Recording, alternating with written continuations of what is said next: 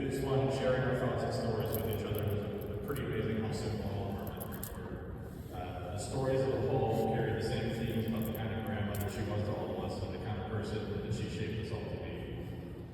Grandma Joyce was an extraordinarily talented woman when it came to music, sewing, design, and she always knew how to dress. She always prided herself on looking her best. For this reason, we were all destined to show up overdressed for those occasions, and we'll hear her voice in our heads when we knew we should have ironed. She made several dresses just from sketches on paper and altered clothing for us, for our friends, and even for people she had never met. She decorated and redecorated her home through every change of season, and was especially proud of her Christmas displays. Her home was filled with family keepsakes and presents many of us had gotten her over the years. She cherished them all, and she would probably walk me through them with the meaning they held for all of her. She saw beauty everywhere, and if it was not yet beautiful, she saw the potential for it and made it beautiful. One of the things that made this even more impressive to me was watching her create such beauty with hands that didn't function half as well as they should. She had so many types of strength. Overwhelmingly, we remember her warm and welcoming heart. You were always welcome at Grandma's, planned or unannounced. This extended to family, friends in need, and several felines as well. If you gave her advance notice, she would just say, "When are you coming?" But just showing up was okay too.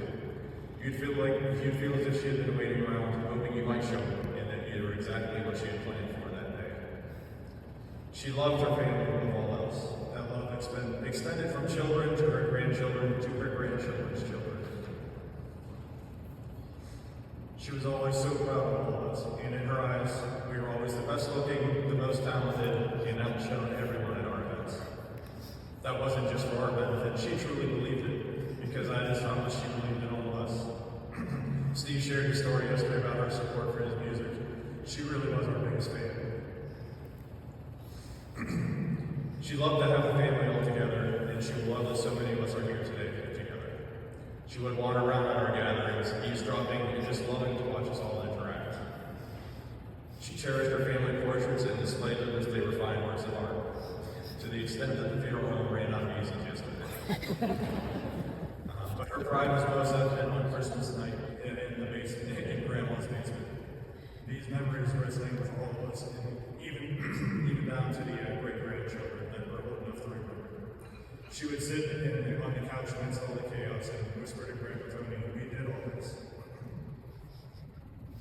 As they would sit and admire their wonderful accomplishments. She loved to watch her family grow, be introduced to one of our new friends, and celebrate new marriages, and especially loved the new babies. Every new grandchild and great-grandchild was a true blessing, and she always gazed upon them and recognized her family resemblance in some way at all. We always felt great pride in presenting Grandma JoJo with his great-grandchild. So much of the best of who we are we attribute to her. Her ability to see and make beauty in the world, her endless positive energy, her creativity, her musicality, her kind and compassionate spirit, her unguarded affection, her endless patience, and her overwhelming sense of what it means to be there for people she cared about. So though she may not be with us physically today, we take comfort in knowing that we will see her every day, in our parents, in our own children, and certainly in each other. Alas, Joyce did not act alone. The world has been full of infamous couples, but in my opinion, nothing touched her like those. They were an amazing couple to watch, so different yet so complementary. Grandpa Tony was a great man who could have his moments, and maybe even lose his cool on rare occasions.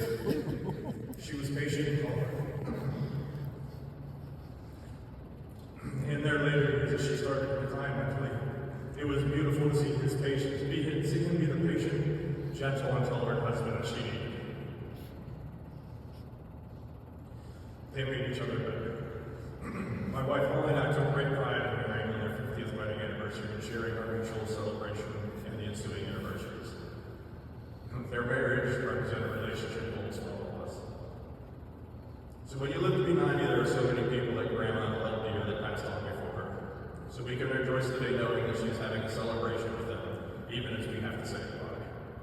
She will certainly have fixed her hair, put on a suit jacket, clipped on her earrings, and donned her 11 mules once again.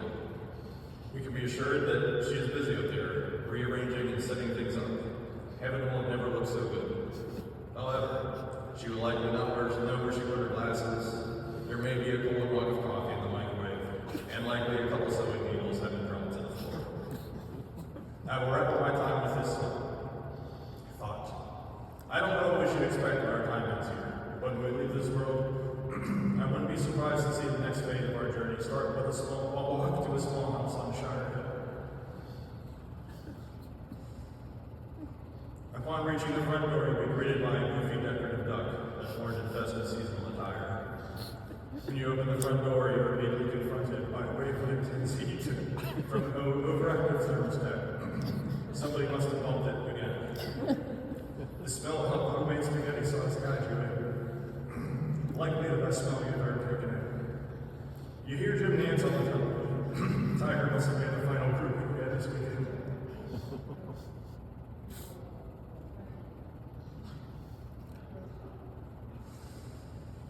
You look to the left, and Grandpa Tony is sitting, and Grandma peeks around the corner from the kitchen. What comes next are two of the most enthusiastic and genuine greetings you can receive, including two huge warm hugs. You are safe and loved. Grandma Joyce is home, and until our next visit, we love you both. We'll see you soon.